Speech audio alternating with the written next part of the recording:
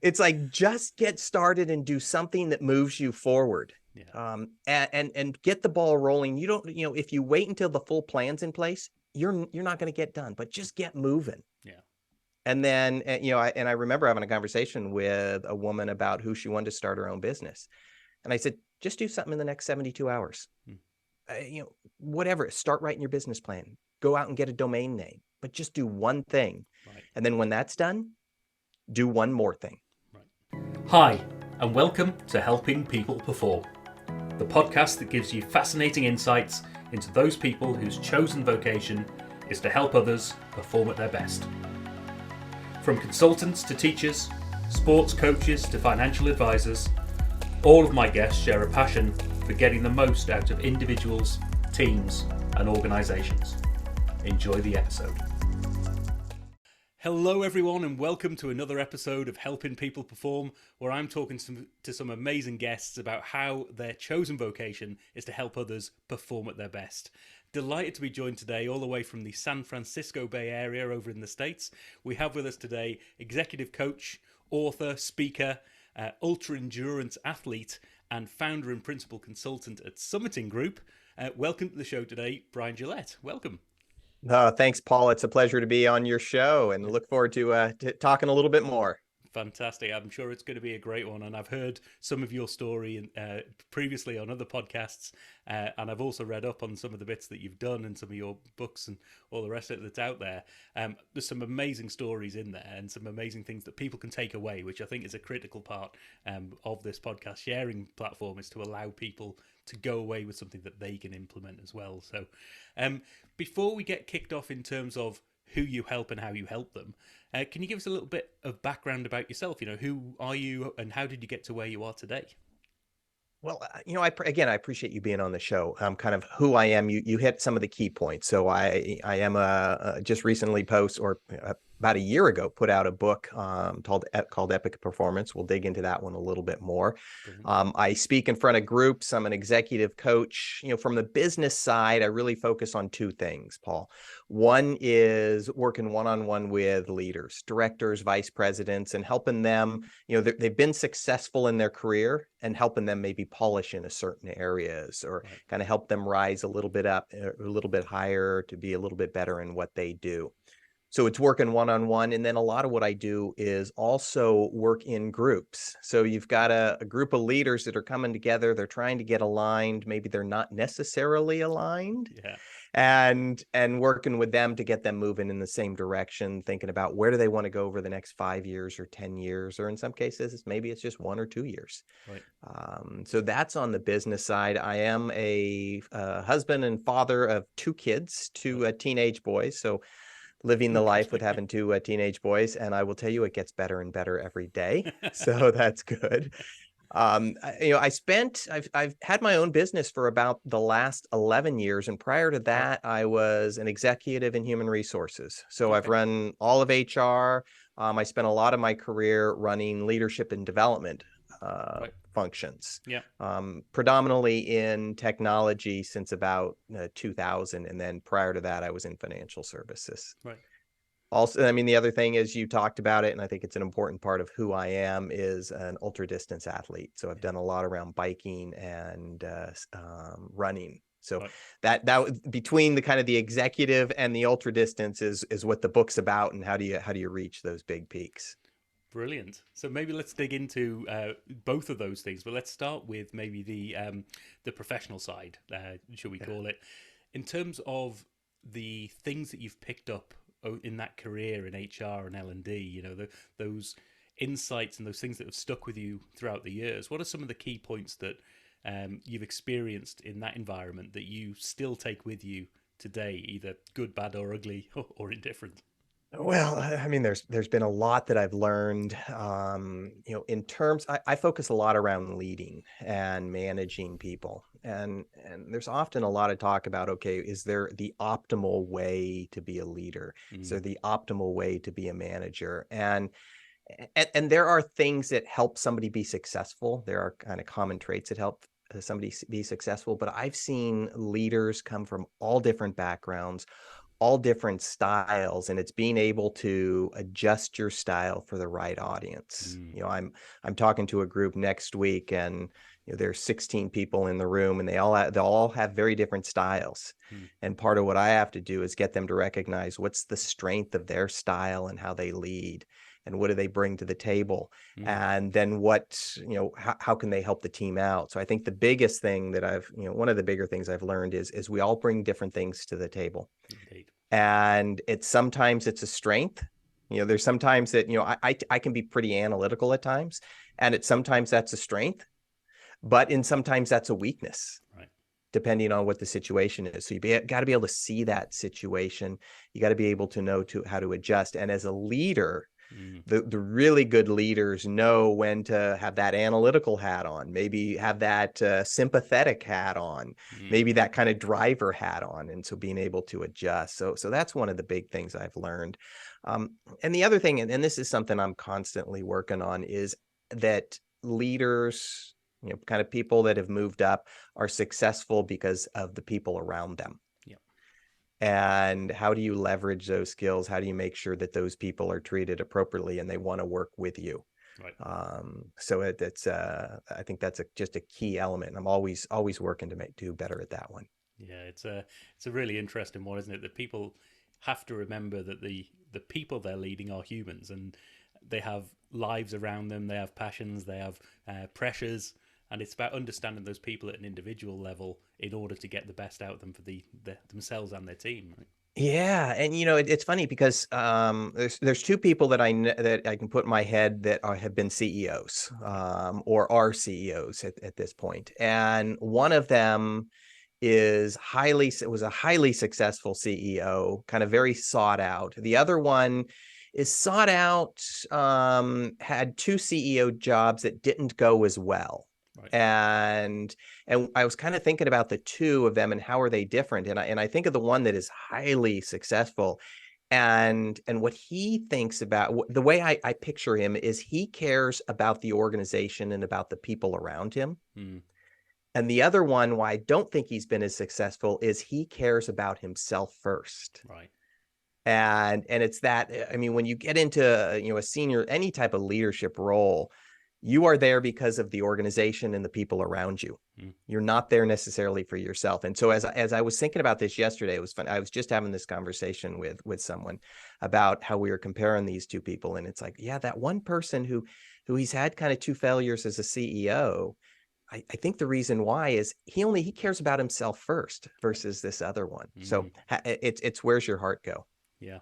No, I was reflecting on this recently with somebody because I spent a few years working with McLaren Formula One team, and Mm. they, during my time there, I think the technical term is they were riding the crest of a slump. They were having a terrible time, really falling behind. We didn't even know where the future of the organisation was going to be, and Zach Brown is the new CEO. Who's come in. He's done some amazing things, but when I listen to him speaking in those tough times, it's always been about what I'm trying to do as a leader is this, and I'm trying to help the people. And it's all, when the times are tough, he talks about what he can do. And then Yeah. more recently, in fact, this weekend, Lando Norris got on the podium somewhere we haven't been in a while, and and all the talk was like the team have done brilliantly, and the drivers and the team that have brought this together. It's those bits of the language and the subtlety of, as a leader, I'm going to take the pressure and I'm going to give you the kudos when things go right. I, Um, I, yeah. I love that. I mean, I love that example. It's, yeah, Mm. when is it about you? When's it about the team? And he's the hard times he's taken them on. Yeah. Along those lines, I've watched the Netflix series Oh Formula yeah. Yeah. One, Yeah. and it's fast. I'm not a Formula One. I don't have a big interest in that, Mm. but it's interesting. What I love watching about it is the strategy behind it, Mm. the team. You often think about something like that, or even I'm a cyclist, Mm. is cycling is it's a one person show, Mm. and it's not. I mean, there's one person that crosses the finish line and stands on the podium, Yeah.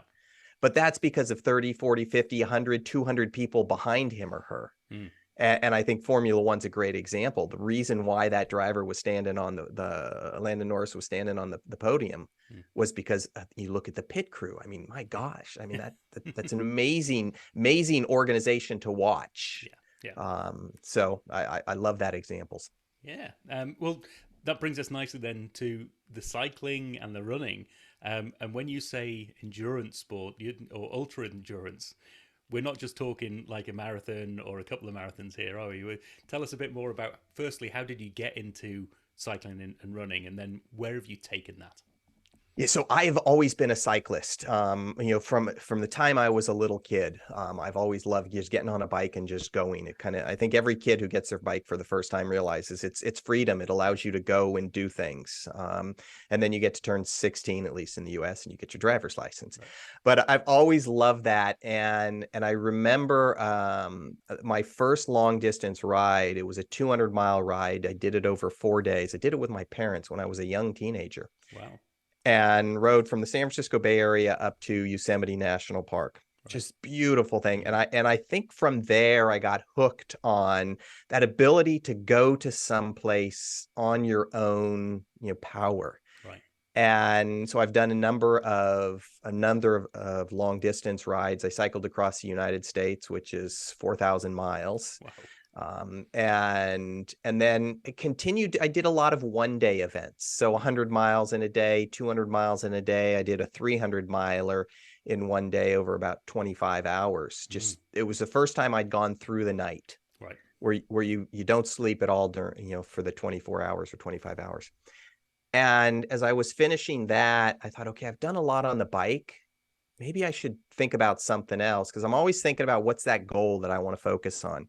Right. And I thought, I'm going to set a goal for a marathon, and went out, did the marathon. Then friends and I were talking. It's like, let's do a 50 miler. Did a 50 miler, did a 100 miler. And then we have this run it went around Lake Tahoe. It's Right. 200 miles. So it's 8 marathons virtually back to back. Right. And it did that in 76 hours, so with about 90 minutes of sleep. And I love that ability to push yourself, Right. to understand where those limits, Mm. if they exist, and how do you just kind of take yourself a little bit further. Yeah. Oh, amazing! I mean, so inspiring in its own right. But I know from listening to other shows where you've been talking, and a friend of ours who introduced us, Jens Heitland, his episode goes into a lot of detail on this front. He's a big running and cycling fan himself.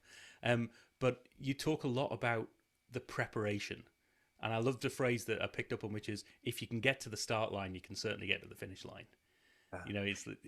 Tell us about that, and what you've learned on that front. When you think about preparing for a 200-mile run, it's not, the run from the start line to the finish line, you have 100 hours to do it. Right. So effectively it's 4 days to do that, and you can sleep whenever you want if you decide to sleep, but you have 100 miles from start to finish, 100 hours from start to finish. Now, in order to get to the start line, it may take you a year of preparation. So I had, let's say in November, the prior year, I just finished a 100-mile run. So 24 hours, almost 25 hours. So I was in pretty good physical shape. And so I finished that. I took about a month or two off of serious training. And then kind of January really started to ramp up for the 200-mile run that was going to be in September. So roughly 8 months of training. So in that, if you just look at that 8-month period of training, there's a lot that can go wrong in 8 months. Yeah. And you have to stay focused on 8 months, and it's a long time. Right. So if you can get to that start line, in the shape that you need to be and not injured, then getting the next 100 hours isn't as bad, because the hard work is really get you to the start line. And I think about that even in careers. It's like you're trying to get to a certain point. It's a lot of work to get there, and then you get there. Yeah. And it's like, okay, now how do I hold on to it? Yeah. So I've always felt, especially with ultra distance endurance athletes, if you can get to the start line healthy, you've done the hard work. Right. And it's that then you get to enjoy the event. Nice. Enjoying 200-mile run. But I mean, as you As much as you could enjoy a 200-mile run, Paul. fantastic. And what I'm fascinated in is the mindset. You know, it obviously takes a lot of physical preparation there. Yeah. But what were the difficulties? What are some of the obstacles that you came across in the from the mindset perspective in that 8-month period, for instance? You know, in that Yeah. I mean, preparation. and people often think, oh my, physically, I could never do that. Mm, You know, there's no doubt physically running a 200-mile run is hard. mm, And running a marathon is hard. And what's interesting, I read some statistics that only 1% of the US population, I'm not sure what the UK population is. I'd probably guess it similar numbers, mm. but only 1% of the US population has run a marathon. Right. And I would say probably 99% could. Right. Not 99% may not want to. That's a very different thing. Yeah. But the people that come to me and say, "Oh, I could never run it," I think that's in your head. Mm, right. If you don't want it, don't want to do it, then go do something else. Mm, But if you want to, you probably could. So mindset, I think, in something like this is far more powerful than in the physical body. right. I've done a number of events. Good friend of mine who, he and I were doing our first 50 miler together. He was in better physical shape than I am. He could run faster. But he had not run anything over 26 miles, nor had I at the time. Mm, I had done a lot more longer distance stuff right. on the bike. And so I knew the mindset, and I thought, mindset wise, I could probably handle it. And when we predict, I was kind of predicting who's going to finish first, and I predicted he would finish an hour ahead of me. And he ended up finishing 2 hours behind me. And it was probably the mind that got to him. Right. That's where one of my strengths is, that ability to, when things are just going really bad, that ability to, okay, what do I need to do to get through this? Right. I remember, and I'll give you one of the lessons. I remember one of the things I had to do to train for the 200-mile run is I had to do 4 long distance runs in a row. So I did 4 30-mile runs in a row. So Sunday would do 30, Monday 30, Tuesday 30, and then Wednesday 30 miles. Right. And I remember on the third day, I was about 10 miles into the run. So I'd already run 70 miles in the last like 2.5 days. Wow. Yeah. And my legs, it was hot because it was August in California. I was tired. I just wanted to stop. And I thought, what I'm going through is hard. There's no doubt about it. I could, in 15 minutes, I could be home sitting on the couch. And I thought about, kind of put things in perspective. Right. And I thought about what a friend of mine was going through. She was diagnosed with breast cancer. Wow. And what I was going through was voluntary. Mm, And the pain could be over in a very short amount of time.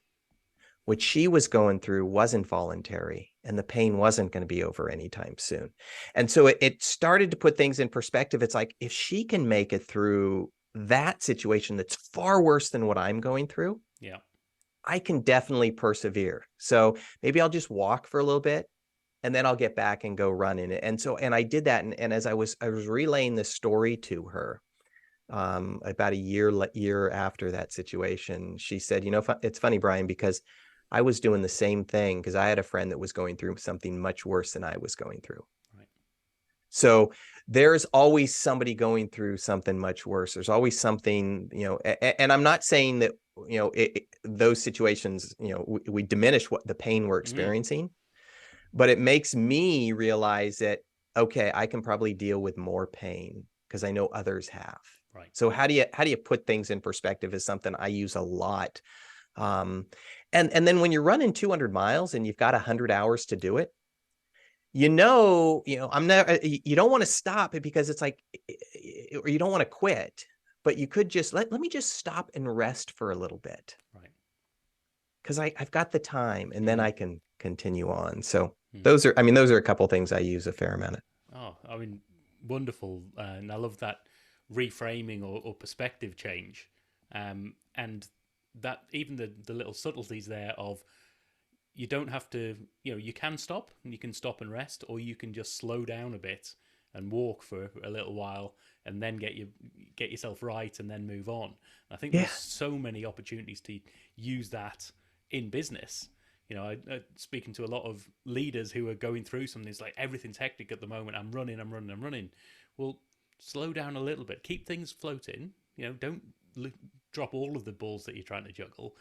Pick the critical ones. Keep things going. Get yourself some perspective. Get some coaching, and then move forward and push on again to the next thing. Yeah. And Paul, and ask yourself, what is it I need today, right now, to make things a little bit better? Mm, And I'll give you an example. 3 years ago, so many of us moved from an office into our home. yeah. And at the office, we may had these great chairs. We had, ergonomically they were perfect. Our monitors were in the right location. Everything was set up because the ergonomic group did that. And at home, it wasn't the case. Yeah. And so now we're working on maybe a smaller screen, a fold up chair. And so I was talking to somebody going through this. I said, what is it that could make, and they were really having a tough time because, the kids were home, everything was going bad, and their neck was sore. And it's like, what could make it better today? Mm, And they said, well, if my monitor was like 4 inches higher because I'm looking down like this and it's hurting my neck. It's like, put a book under it. Figure out what you need right now. yeah. Fix that small thing. Because small things, if you can fix the small things, they don't become big things, because small things are easy to fix. Mm, They're hard to see. Big things are hard to fix, but they're easy to see. And like, let's get those small things fixed before they become big things. ah, what a story! Great lesson in that in its own right. Well, so I think we've covered a bit there about that ties into the who do you help and how do you help them. You talk about those lessons from endurance. You bring a huge amount of experience from that world of HR leadership and L&D. So who do you work with these days, and what do you help people to do? Yeah. So most of the time I'm working with mid-sized corporations. I live in the San Francisco Bay Area, so a lot of my clients are in the San Francisco Bay Area, but I have some larger clients that are all over the world as well. Mm, And as I mentioned earlier, kind of the two things that I'm focusing on, working with those directors or vice presidents who are right. leaders, and they want to get a little bit more awareness of who they are, how they Mm, come across as a leader. So whether that's doing a 360 evaluation or doing some level of assessment, and then helping them understand, it's like, here, Paul, here's what your strengths are. mm, And here's some strengths that if they're overused, they could become derailers or weaknesses. yeah. And here's how you may come across to certain people. So you can understand that perception. And a lot of times, I remember I was working with a CFO of an organization, and his perception was he was good with numbers, but he wasn't as good as he thought he was. Right. And he's the CFO of the company. Mm, And so I asked the people around him, his peers, his direct reports, and his boss, what's his level of accounting? It's like he's one of he's one of the best. right. And so we often operate based on what we think. And I was trying to get this guy to realize, it's like, no, people think you are the best, so you probably aren't operating or influencing at the level you need to. So it's working with people like that to understand their Right. perception, how they come across. And then again, it's working with teams. I like to work with teams who are trying to stretch themselves further. Right. It's how are you pushing, this team, maybe you think you can accomplish up to this level. Maybe what if we went a little bit higher? Mm, How do we push it a little bit higher? So those are kind of the people that in organizations I type to help, I tend to help. brilliant. Um, and so let's flip it on its head a little bit and say, how do you get help with your own performance? Who do you go to? What do you do that keeps you performing at your best? Yeah. There are a couple of people on the professional side that I really respect their opinion. So you kind of break my life down into a couple different areas. There's the work side, the professional side. There's the parent Right. side, Yeah. and then there's the athlete side. And so I have different people in each bucket. I mean, I have two boys that are teenagers, and so I have some friends that I respect as parents. Mm, that have kids that are a little bit older. Right. And so I'll call them up, or my wife will call them up, and it's like, let's get feedback from them. Right. So it's having those people that you really respect. Mm. Um, there's a couple people on the professional side that I can think of that think very differently than I do. Mm. And I like to get their perspective because they think in ways that I don't normally do. And so it gets me thinking, it's like, okay, yeah, that's probably a better way to handle the situation. I realized a while back, and it's an exercise I do with folks, is write down a list of all your mentors. And then let's start to look at the diversity level of those people, diversity in education and ethnicity, and maybe in religion, maybe in politics, Mm. in terms of career, just look at the diversity. And I found that a lot of mine were kind of fairly narrow in their level of diversity. And so Right. now it's like I'm stretching out because I can get a different perspective. And so that's kind of what I like to get. And those are the people I rely on. I listen to a lot of podcasts, Yeah. and just to stay up on things and what's going on is another way that I kind of try to stay up to speed. But there's a couple people I really rely on, and will pick their brain. Yeah. I think it's such an interesting lesson for people who are thinking about getting a mentor or some advice. I think just that thing you picked up on with the parents is, if you can pick somebody who's only a little bit further ahead, they've been through where you are right now, and they can look back on it with some level of perspective. Yeah. So it's like, yep, yeah, I know it's going to feel hard. That's going to be a real tough period, but there is an end to it. It might not be, might be another problem or something else that goes on. But this is what tended to work in my situation, or this is what I would maybe advise for you going forward. So yeah, a wonderful lesson in its own right. Yeah. And I just realised that one thing I did want to pick up on in terms of the helping people perform side. I just want to go back to the book, Epic Performance. Tell us a bit about the book. And I know I'm a lover of an acronym. Yeah. And I think if the acronym fits in with the story that you're trying to tell, even better. So Yeah. Epic, I love it. Tell us all about it. Yeah, so the title of the book is Epic Performance: Lessons from 100 Executives and Endurance Athletes on Reaching Your Peak. And I went out and I interviewed 100 people, mostly at the C level, so CEO, CIO, CFO, kind of the top of their game, to understand what they did and what they do to kind of get to that level. And then a bunch of ultra distance athletes, people that have done a minimum of the equivalent of like an Ironman. Right. Or some ultra distance run or swim or bike ride. I talked to 2 people who did 7 marathons in 7 days on 7 continents. Wow. And so these are big things. And I think there was, my hunch was there was a lot of similarities between people that achieve big things in life and in sport. And I ended up finding that out. So what Epic Performance, that's 5 behaviors, kind of 5 pillars that make this up. The E in Epic stands for, how do you envision the big things in life that you want to accomplish? So you got to be able to see the future in order to go to the future. Right. And so that's the E. The P is, how do you put a plan in place to get there?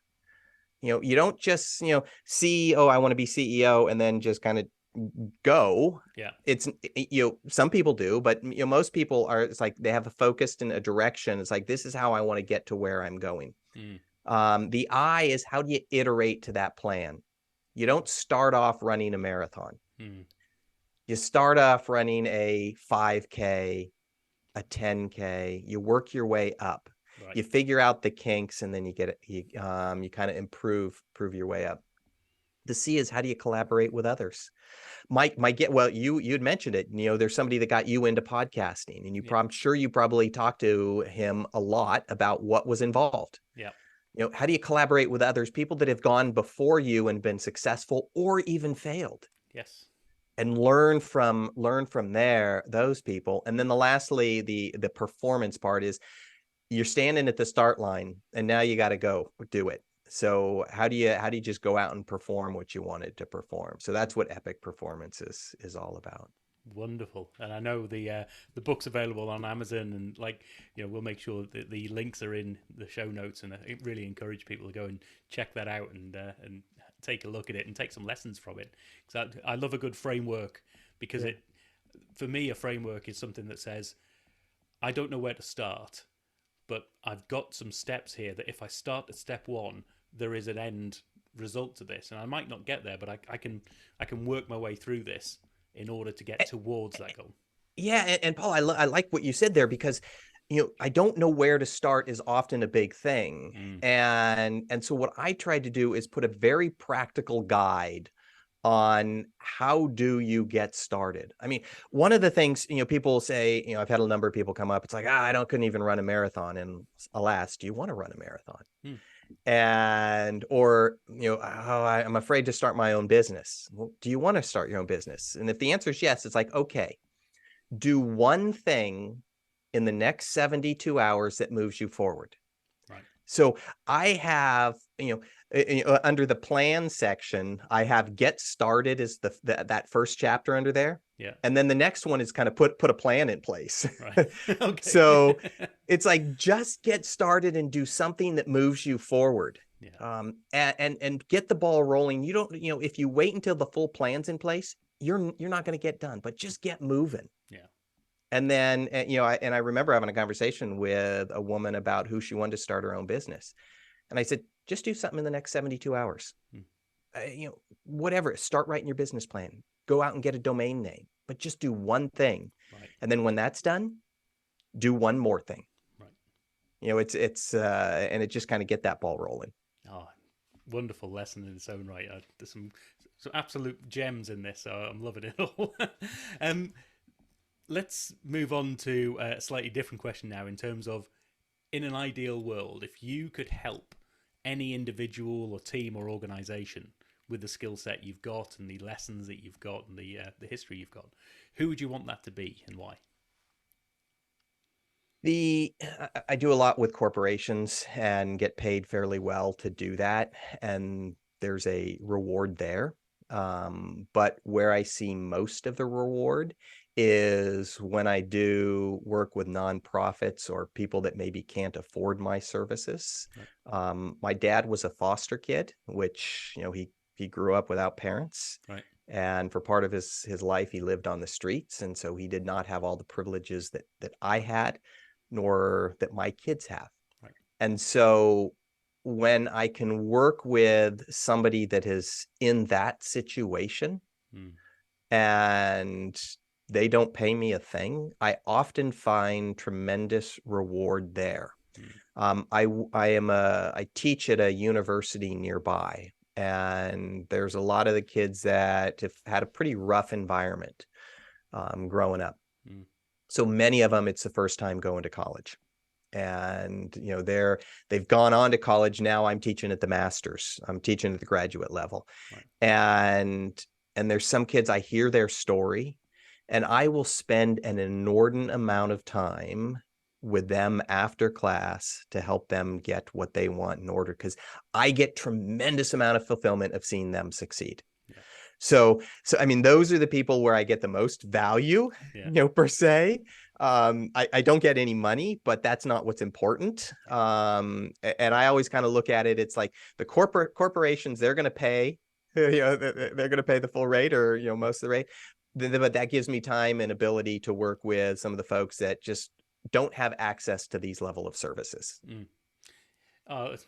That's a wonderful thing in its own right. And I think the one thing that's coming to my mind is that the value for the corporations is intrinsically linked to a monetary value in terms of why they're doing it, and so it makes sense for them to be paying and financing that piece. But I love that piece for the people who the value is just a change in life or a change in perspective that allows them to lift their head above water or to go on to things that they never thought were possible.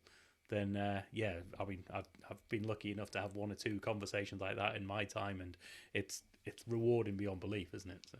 It tremendously is. I'm fortunate where I can choose a fair amount of my time and work towards organizations like that. I've done a lot for my kids' schools. Right. and I get more reward. I feel better about it at the end of the day. Yeah. And so that's, we don't all have that ability, that not ability, but don't have that flexibility, I should say. I do, and I'm going to take advantage of it. Brilliant. And so, flipping that on its head a little bit, if you got the opportunity to sit down and have a meal, have a drink, have a coffee with somebody, primarily to up your game and to learn from them and to up your performance in some way, who would you want that to be? You know, when I first heard this question, like, God, there's so many people I'd love to have lunch with or dinner with. You know, two people that come to mind, and I'd want to have dinner with them at the same time. Okay. And I'm sure you've heard of both of these because they're both U.S. presidents. Right. I'd love to have dinner with Barack Obama and George Bush. Two very different presidents. Yeah. At times, it's like I agreed with what they were doing. At times, I disagreed with what they were doing. But what I have liked that they have done is they both kind of come together on some common ground to help out bigger causes. And I would love to understand, just from a leadership perspective, forget the politics and where they stand on certain things. It's like, how did they navigate through those difficult waters where 50% of the population loves them and 50% hates them, right? Yeah. And they still have to move things forward. And then the fact that they've now, where they disagreed on some things very heavily, now they can work together. So I'd love to be able to learn from them, because and how do they do that better? Because that's an area that I would love to be able to do better. It's like being able to hear someone else's perspective, even though I vehemently disagree with it, right, and try to understand it a little bit more and take out the emotion of it. So those would be two people that I think would be fascinating to sit down and eat dinner with. There's a whole bunch of other people that I could come up with. I'm sure there are. And finally, then, Bryan, how do people get in touch and find out more? Where do they find out about the book and your services and connect with you? Yeah, probably the easiest way, well, a couple ways they can get. One of the easiest ways is if you go to epicperformances.com, and that's EPIC, performances with an S, because the book is Epic Performance. So epicperformances.com, that'll take you into my website, take you to where the book is, and kind of links to where you can buy it. It'll also take you to where my services are. The other thing is connect up on LinkedIn. Yep. Bryan Gillette, and it's Bryan, Gillette. What I love to hear, Paul, is I love, when people either hear the podcast and then they have some goal and they send it to me. Right. And chances are I'm going to respond pretty quickly, because I love to hear those goals. It gets me excited. Right. To hear what people are doing. So send me your goals and connect up with me on LinkedIn. Oh, wonderful. And we'll make sure, as always, that those links are in the show notes, so everyone can just look down below and click on those and go straight to Bryan. I do encourage, like I say with all of my guests, do reach out, get in touch. Everybody's out there. They want to connect, and we want to hear your stories. So do share as well.